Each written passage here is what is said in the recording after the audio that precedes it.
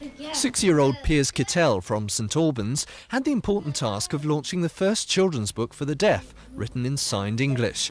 Today he gave a sign reading, accompanied by the star of the children's favourite, Spot the dog, and the book's illustrator, Stephen Iliffe, who was born severely deaf himself. The book marks a major breakthrough for deaf children. It's designed to teach them how to communicate and read more easily. Written by Eric Hill, the translation was commissioned by the National Deaf Children's Society. I think what's happened is that children have not seen sign language as a part of learning to read.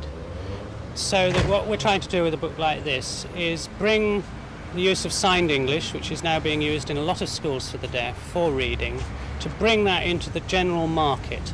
Schools have had to make their own books using sign language. Children have seen sign language, if you like, as a sort of second-hand or a second-rate part of learning to read. After this morning's rendition, Piers later paid a visit to London Zoo to see in real life some of the animals he'd been reading about. Although the book isn't intended to be an instruction manual on sign language, Piers' mother believes it will be a real help to parents trying to cope with a deaf child.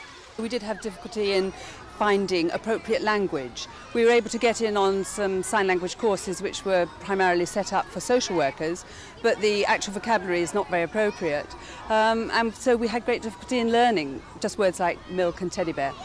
It's hoped that if Spot the dog is successful, other books for deaf children will also be translated. Paul ANSTISS at London Zoo for Thames News. Jumped into the tree.